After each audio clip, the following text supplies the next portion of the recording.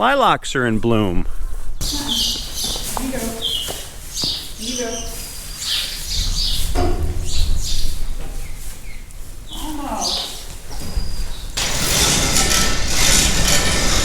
It is soggy this morning. We've probably gotten about 3 inches of rain over the last 3-4 days, and we got another inch coming tomorrow. Today looks kind of halfway decent. It's soggy, but Hillary and I are going to go down to our lowest field and build fence.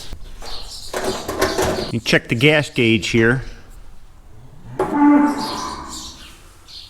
Should be enough.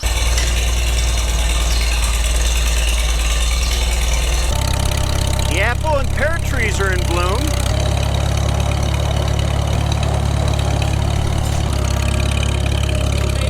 The bulls are way down there all by themselves. We've been grazing them on this field here. You can see from the lighter color that's been grazed. But we're fencing them down below it in the westernmost field of our property. Isn't this amazing? A week and the grass is up to my knees. I love it. Oh man, the cows love it too. They'd love to be on this field, but we got to finish fencing it first. I have a feeling they're going to be yelling at us all day.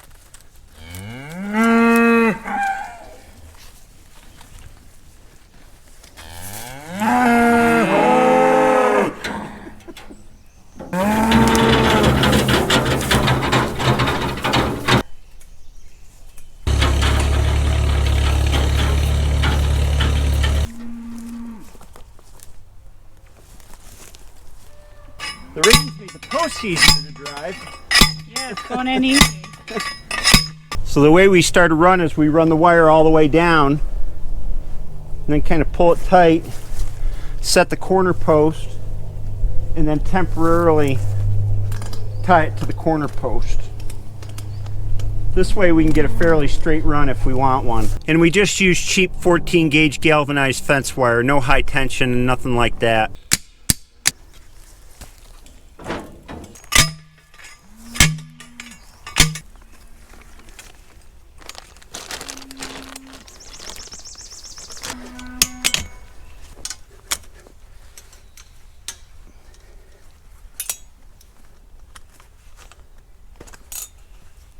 We're going to go down the line, and this line's going to curve a little bit because I want to capture as much of this grass as I can. I just pace off 30-foot lengths and set the posts along the way.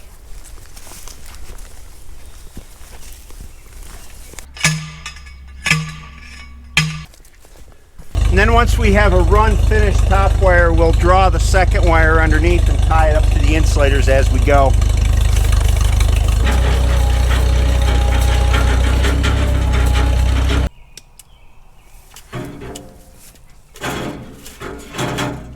And then when we've got all the wires and insulators installed, we put the tensioners in last and tighten it up.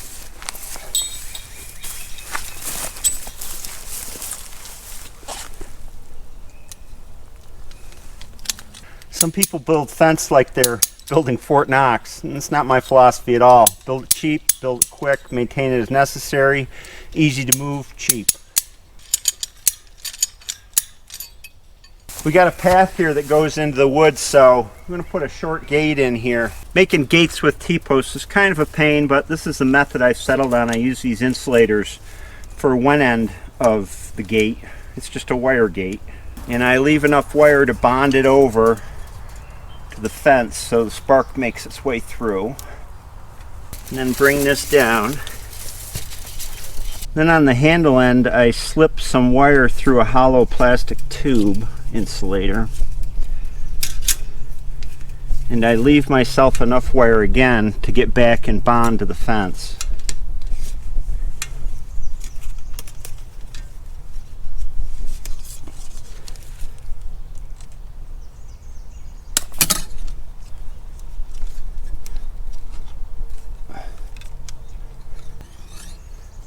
Twist it around like this.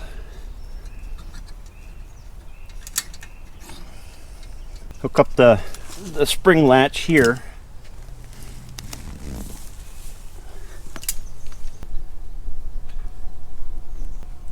And then repeat for the top wire.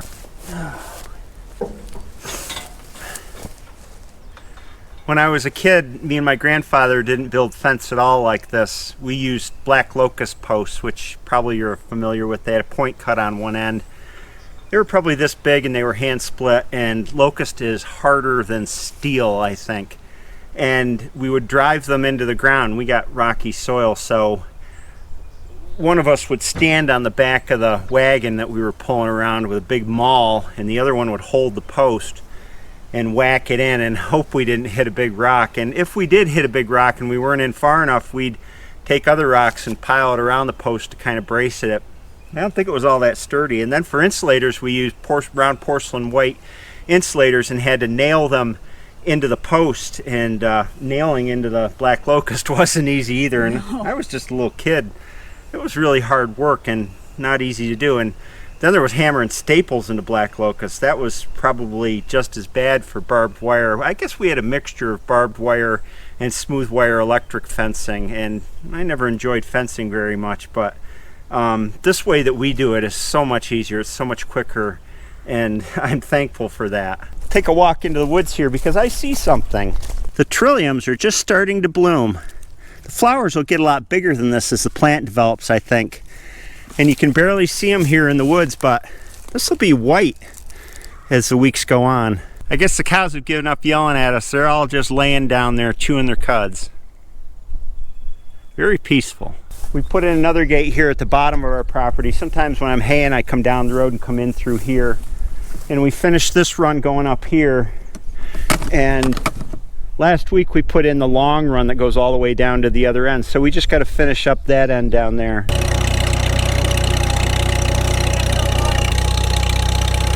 don't know, it's kind of cool out today. Did I mention that the grass looks beautiful? Oh, it's great. So here's the end of that long stretch of fence that we put in previously. And this is going to be a little funky. We made a corner here, and then it's going to kind of curve around so we can catch the most grass as possible. And then to make this corner, we're going to run the fence continuous through, and here's where we ended it on the first run, and we're going to splice it to the new run that we're going to make. And I use these crimps for splices here, 2 of them.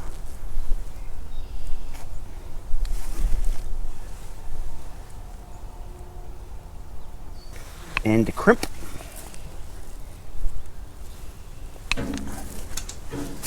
Fold the wires over.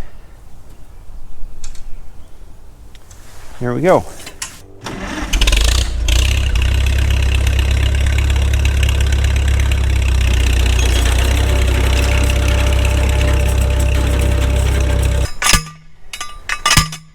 Now I hit a rock, I can feel it vibrating under my feet. Oh no! Yeah. Isn't far enough. Looks like the cows are back to tell us their tale of woe. I think so. Oh, we're so hungry. The grass is greener on the other side. 2 cowboys are lost in the desert, and they're at the point of starvation, and one says, "Look up ahead, it's a bacon tree." He rides up ahead and he's shot full of bullets. Turned out it wasn't a bacon tree, it was a ham bush. Ba-dum-dum.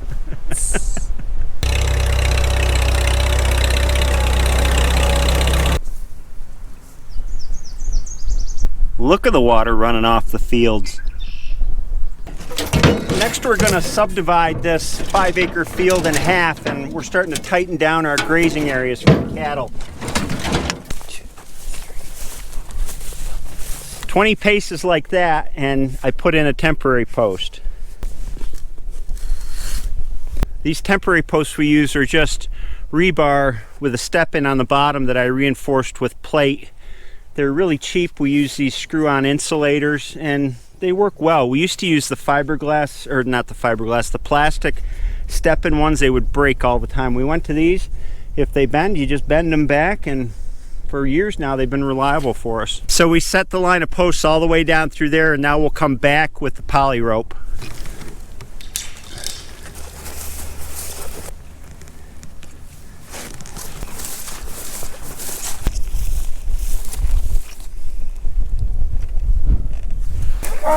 What do you guys want? Oh my gosh. At the end of the run, we just drive a temporary T-post, and these are special holders that slide down on top of the T-post to hold the reels, and then you just tension the reel up. And then to make the poly rope hot, you just put a jumper on, run the wire around it a couple times to make sure it makes good contact with the conductors and the poly rope, and then take the other end of it and clip it to the fence. Tighten it all up. There. Gates open to the new pasture. Cows are down there. Come on, cows! Come on, cows! Come on, cows! Come on, cows! Here they come. Come on, cows! Come on, cows! Yeah, you haven't been through this way before. Come on! Come on, cows! Come on, cows! There we go.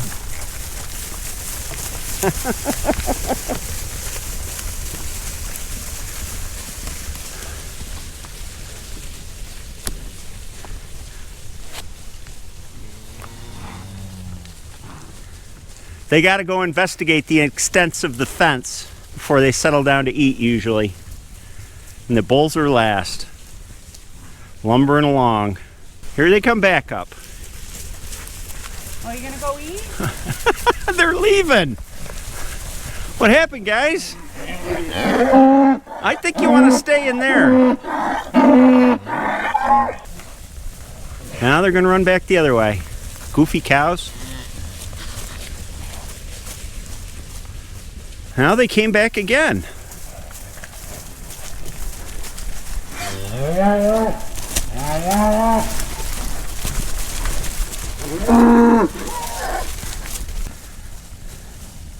They're going to wind up tromping all the grass down before they get a chance to eat any.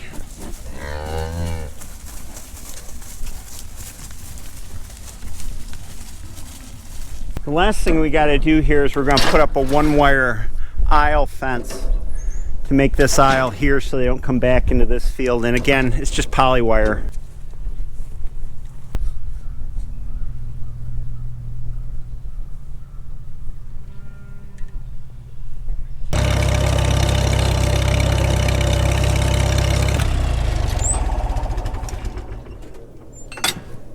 Now for these, and we call these back fences, I made a post, I welded these holders onto it for the reels. This is actually a corner for when we're strip grazing down a field, but we use it at the one-wire fences. I forgot to bring a jumper for this one. Yeah. No, I don't think it really needs to be energized, do you? Yeah.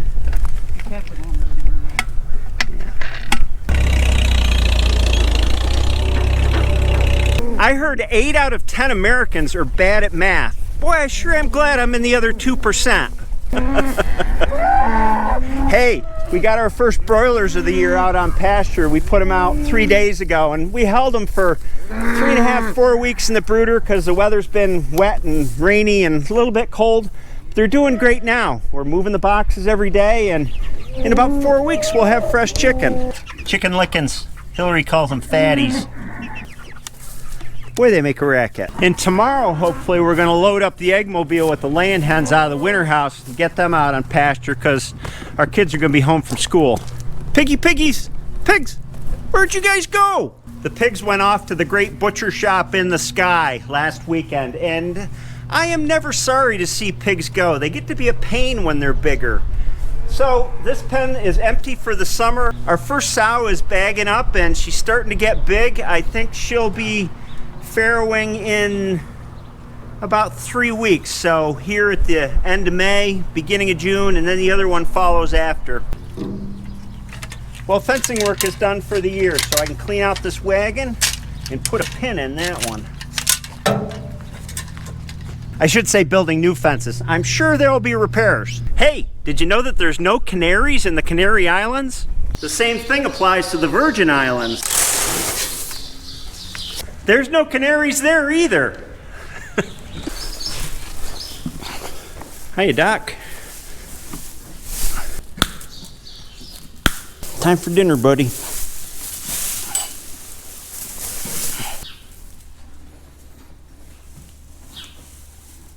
I crack myself up sometimes. Hey, I got a special video for you coming on Sunday as part of Small Farm Sunday. I'm going to take you to the auction. I am going to one of the largest consignment auctions in the Northeast. At least that's the way they build it. It's a huge auction. A lot of the time they've got 3 auctioneers going at once, all kinds of farm stuff for sale, and I'm in the market for a few things. So join me on Sunday. I'll talk about how auctions work, how to understand the auctioneer, the system they follow, how they arrange things, how you bid, how you do your research, all that stuff packaged into one video. I hope to see you then.